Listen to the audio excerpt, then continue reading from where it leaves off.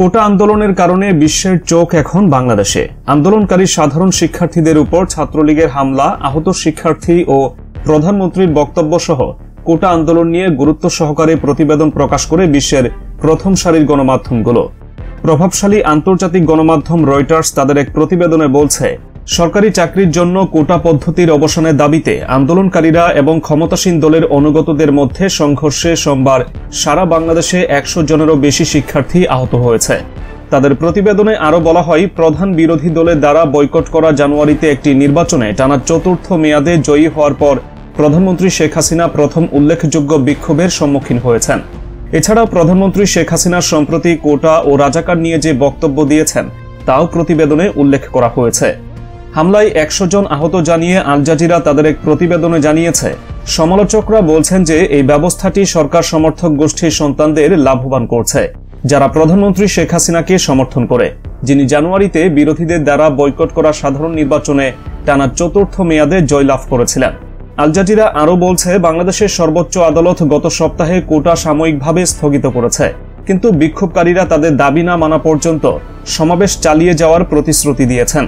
এছাড়া আরেক আন্তর্জাতিক গণমাধ্যম আনাদোলু এজেন্সিও কোটা আন্দোলন নিয়ে গুরুত্ব সহকারে খবর প্রকাশ করেছে। প্রাইম এশিয়া, ভারতীয় গণমাধ্যম ফার্স্ট পোস্ট সহ বিশ্বের অনেক নামি দামি গণমাধ্যমগুলোতে কোটা আন্দোলনের খবর প্রকাশ করা হয়েছে। এদিকে বাংলাদেশের সরকারি চাকরিতে কোটা সংস্কারের দাবিতে আন্দোলনরত সাধারণ শিক্ষার্থীদের উপর ছাত্রলীগের হামলার ঘটনায় উদ্বেগ প্রকাশ করেছে যুক্তরাষ্ট্র। এছাড়া ছাত্রলীগের হামলার নিন্দাও জানিয়েছে দেশটি। একই সঙ্গে বাংলাদেশে চলমান আন্দোলনের সকল বিষয় নিবিড়ভাবে পর্যবেক্ষণ করা হচ্ছে বলেও জানিয়েছে মার্কিন প্রশাসন। সোমবার স্টেট ডিপার্টমেন্টের নিয়মিত ব্রিফিংয়ে ঢাকা বিশ্ববিদ্যালয় সহ বিভিন্ন বিশ্ববিদ্যালয়ে আন্দোলনরত শিক্ষার্থীদের উপর ছাত্রলীগের হামলার বিষয়ে প্রশ্ন করলে তার জবাবে এসব কথা জানান মুখপাত্র ম্যাথিউ মিলার। এছাড়া মিলারের কাছে যুক্তরাষ্ট্রের ট্রাম্পের উপর গুলির ঘটনা প্রসঙ্গে বাংলাদেশের প্রধানমন্ত্রীর মন্তব্য সম্পর্কেও জানতে চাওয়া হয়। ব্রিফিংয়ে স্টেট ডিপার্টমেন্টের করেসপন্ডেন্ট মুশফিকুল ফজল আনসারি জানতে চান, সরকারি চাকরিতে মেধা ভিত্তিক পদ্ধতির পক্ষে কোটা বাতিলের দাবিতে গত কয়েকদিন ধরে বাংলাদেশে হাজার হাজার শিক্ষার্থী বিক্ষোভ করছে। কোটা সংস্কারের দাবিতে আন্দোলনকারীদের লক্ষ্য করে প্রধানমন্ত্রীর একটি মন্তব্যের পরই ক্ষমতাসীন দলের ছাত্র সংগঠন বাংলাদেশ ছাত্রলীগের নেতাকর্মীরা সাধারণ শিক্ষার্থীদের উপর হামলা করেছে। এতে অন্তত 500 শিক্ষার্থী আহত হয়েছে। এছাড়া ছাত্রলীগের নেতাকর্মীরা হাসপাতালের জরুরি বিভাগে ঢুকেও আহত শিক্ষার্থীদের উপর হামলা চালিয়েছে। বাংলাদেশে চলমান এই বিক্ষোভ নিয়ে যুক্তরাষ্ট্রের অবস্থান কি? জবাবে মিলার বলেন, ঢাকা সহ বিভিন্ন জায়গায় শিক্ষার্থীদের ব্যাপক আন্দোলন সম্পর্কে যুক্তরাষ্ট্র অবগত রয়েছে। আমরা এই বিষয়টি পর্যবেক্ষণ করছি। শত শত শিক্ষার্থী সেখানে হামলা শিকার হয়েছে এবং আহত হয়েছে। মত প্রকাশের স্বাধীনতা এবং শান্তিপূর্ণ সমাবেশ যেকোনো বিকাশমান গণতন্ত্রের অপরিহার্য ভিত্তি হিসেবে কাজ করে। আমরা শান্তিপূর্ণ প্রতিবাদকারীদের বিরুদ্ধে যেকোনো সহিংসতার নিন্দা জানাই।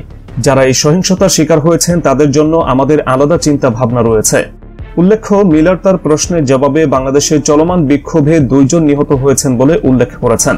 ওই সাংবাদিক আরও জানতে চান, গত শনিবার যুক্তরাষ্ট্রের পেনসিলভানিয়ায় মার্কিন সাবেক প্রেসিডেন্ট ডোনাল্ড ট্রাম্পের উপর গুলির ঘটনায় সমালোচনা করেছেন বাংলাদেশের ক্ষমতাসীন প্রধানমন্ত্রী। তিনি বলেছেন, যুক্তরাষ্ট্র দাবি করছে যে তারা গণতন্ত্র অনুশীলন করছে, তারা সভ্য দেশ। তাহলে তারা কিভাবে প্রতিপক্ষকে গুলি করতে পারে? এই ঘটনাকে কি আপনারা এক পক্ষকে আরেক পক্ষের উপর গুলি করা হিসেবে দেখছেন? জবাবে মিলার বলেন, কেন তিনি এমন মন্তব্য করেছেন আমার সে প্রেক্ষাপট জানা নেই। এ বিষয়ে প্রেসিডেন্ট জো বাইডেন এবং পররাষ্ট্রমন্ত্রী অ্যান্টনি ব্লিংকেন তাদের বক্তব্যে স্পষ্ট করে কথা বলেছেন। আমি এই বিষয়টি স্পষ্ট করেছি যে আমরা এমন রাজনৈতিক সহিংসতাকে ঘৃণা করি। আমরা সকল রাজনৈতিক সহিংসতার নিন্দা জানাই এবং এমন ঘটনা একেবারেই গ্রহণযোগ্য নয়। একটি শক্তিশালী জাতি হিসেবে আমাদের নীতির কিছু দিক রয়েছে যেগুলো আমরা মেনে চলি।